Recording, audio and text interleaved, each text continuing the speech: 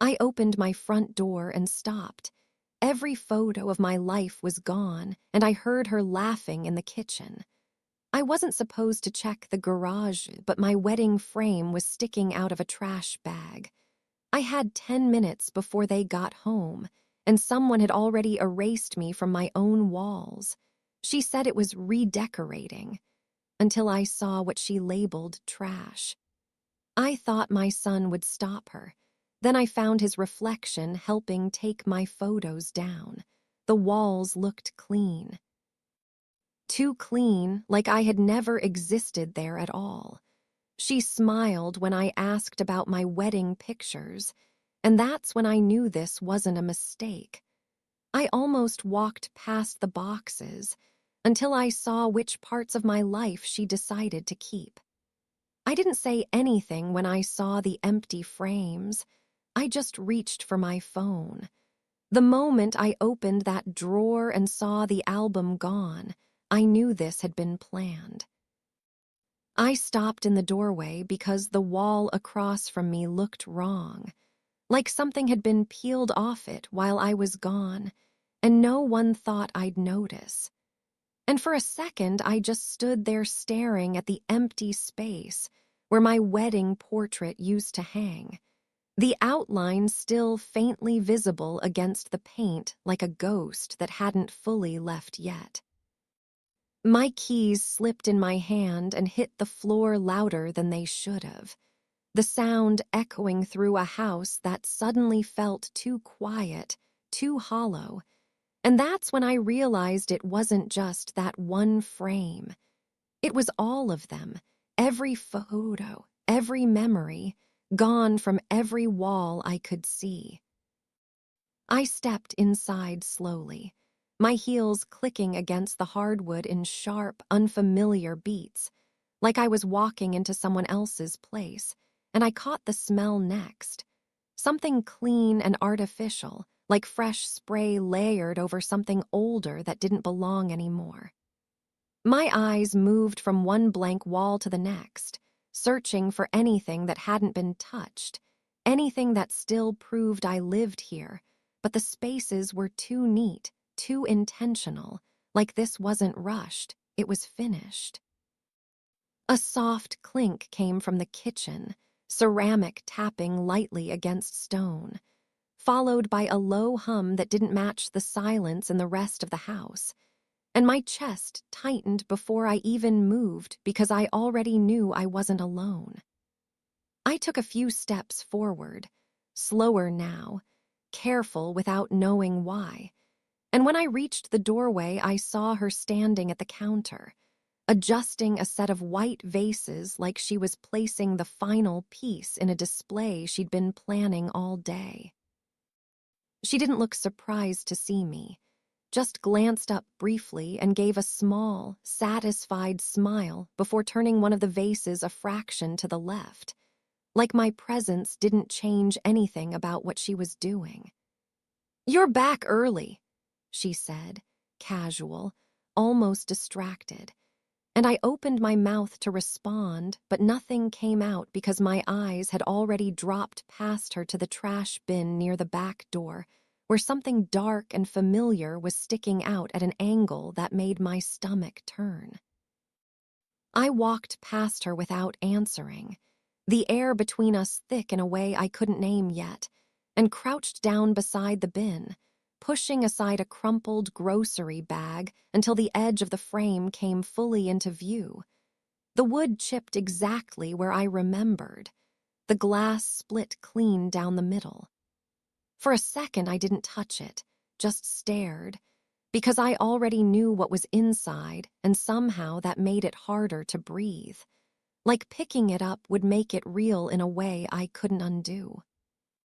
"I was going to tell you," she said behind me, her tone steady, almost rehearsed, and something about how calm she sounded made the back of my neck prickle because this didn't feel like something you explained after the fact. I lifted the frame carefully, my fingers avoiding the cracked glass, and there we were, frozen in a moment that now felt like it had been removed from this house on purpose. "They didn't really fit anymore," she added, and I turned slightly, not fully facing her yet, because I needed another second to understand how that sentence made sense in her head. The house smelled stronger now, like whatever she'd used to clean had soaked into the walls themselves, and I couldn't shake the feeling that this hadn't happened all at once, that it had been done piece by piece while I wasn't here to see it. I set the frame down gently on the floor, more carefully than it had been treated before, and looked around again, noticing details I'd missed at first.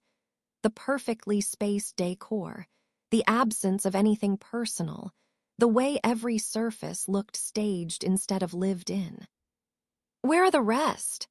I asked, my voice quieter than I expected, and for a split second she hesitated, her eyes flicking toward the back door before she answered, and that tiny movement told me more than her words were about to. Follow now if you've ever felt something shift in your own home before you could even name it, because I didn't understand what I was walking into yet, but I could feel it getting worse. She hesitated just long enough for me to notice, her eyes flicking toward the back door like she'd already decided how much to say. And that tiny pause hit harder than anything else because it told me she was choosing her words, not telling the truth. "I boxed them," she said too quickly, and I didn't answer, just moved past her toward the door, because nothing about this felt like careful packing anymore. The handle was colder than it should have been, like no one had touched it in hours, and when I pulled it open the smell hit me first. Dust, cardboard, something faintly sour underneath, and I paused just long enough for the silence behind me to feel intentional before stepping into the garage. The overhead light flickered once before settling, and that's when I saw it. Frames leaned against the wall in uneven stacks, some wrapped loosely, some bare, glass cracked across faces I recognized instantly, like they'd been handled too fast or not cared about at all. My pulse started climbing, sharp and uneven, because this wasn't storage, this was removal, rushed and careless, like the goal had been to clear everything out before I got back. "I was going to organize them later," she called from behind me, her voice thinner now, stretched in a way that didn't match the calm she had earlier, and I crouched down without answering, my hands already moving before I could stop them. I picked up a smaller frame. My son at 8, missing his front tooth, and the corner was bent, the backing loose, like it had been dropped more than once, and something inside me shifted hard because this wasn't about style anymore, not with damage like this. "Why are they broken?" I asked, sharper now, and for a second there was nothing, no answer, just the low hum of the light above us and the faint sound of her shifting behind me. "Some of them were already old," she said finally, but the hesitation came too late, like she'd built that excuse on the spot, and I stood up slowly, turning toward her, because now the unease had turned into something colder, something I couldn't ignore. That's when I noticed her phone in her hand again, screen still lit, angled just enough away from me to feel intentional, and I caught it in the reflection. A photo of my living room, stripped bare, uploaded somewhere with icons lined across the bottom. "You posted it," I said, not even asking, and her shoulders lifted slightly, defensive now, like she'd been waiting for me to notice. "It's just a design group," she said too fast. "People share before and afters." But my eyes had already moved past her back into the house where something else clicked into place. The hallway door, half closed, the one that led to my bedroom, and I knew I hadn't left it like that. I didn't wait this time, just moved past her, faster now, my pulse pounding harder with every step because if she'd touched the walls, if she'd gone this far, then she hadn't stopped there. The room looked almost the same at first glance, but something about it felt off, like the air had been disturbed and put back together wrong, and my eyes went straight to the dresser without thinking, to the one place I hadn't checked yet. I stopped just short of it, my hand hovering over the drawer handle, because suddenly I wasn't sure I wanted to know what I was about to find, and behind me I heard her step closer, not stopping me this time, just watching. I pulled the drawer open anyway, faster than I meant to. Like if I hesitated even a second longer, I'd lose whatever nerve I had left. And the empty space inside hit me so hard I actually forgot to breathe for a moment.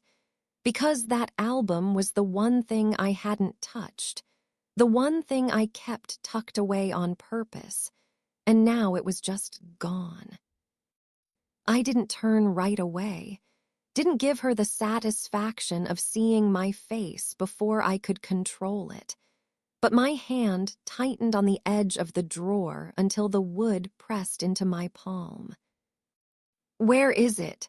I said, low and steady, and even to me my voice didn't sound the same anymore.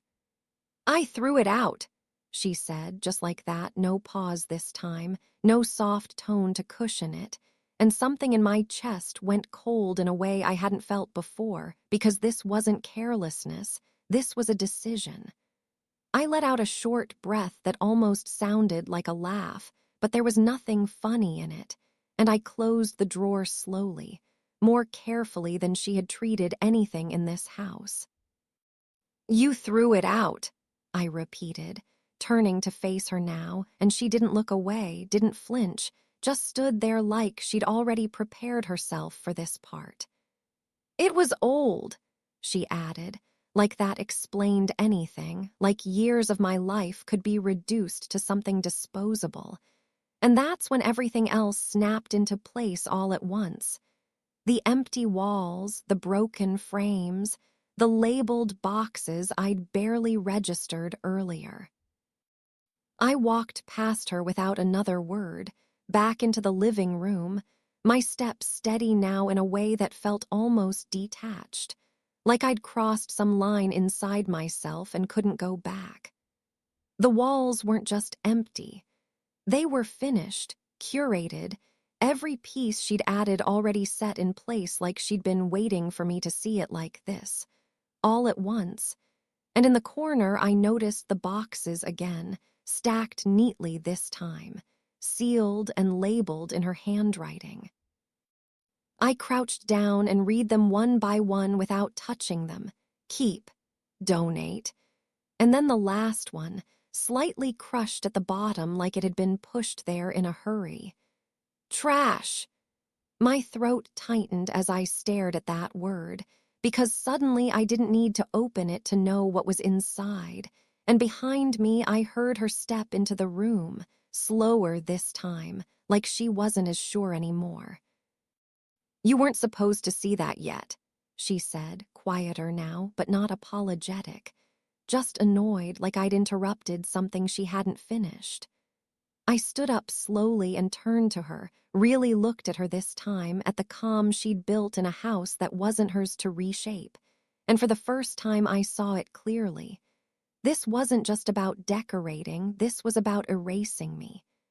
"It doesn't feel like your house," she said, almost rehearsed, gesturing vaguely toward the walls, "not with all of that everywhere.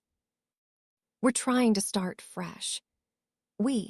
The word landed harder than anything else because suddenly every small detail clicked into place. The speed, the planning, the confidence, and I didn't need her to say his name out loud to know he was part of it. I nodded once, more to myself than to her, and reached into my pocket, pulling out my phone with a hand that didn't shake anymore. "What are you doing?" she asked, and there it was. A crack in her voice this time, small but real, like she hadn't thought past this moment. I didn't answer right away, just walked toward the front door, opening it and stepping outside, the air hitting my face sharper than it should have, like I was waking up from something I hadn't agreed to. I scrolled to the number I hadn't needed in years, the one tied to every payment, every signature, every document that kept that house in my name. And when the call connected, I didn't explain, didn't justify. I just gave the instruction clearly, calmly, like I'd already made the decision long before this moment caught up to me. When I hung up, I stood there for a second, looking back at the house through the open door, at the empty walls and the life they thought they could sort into boxes.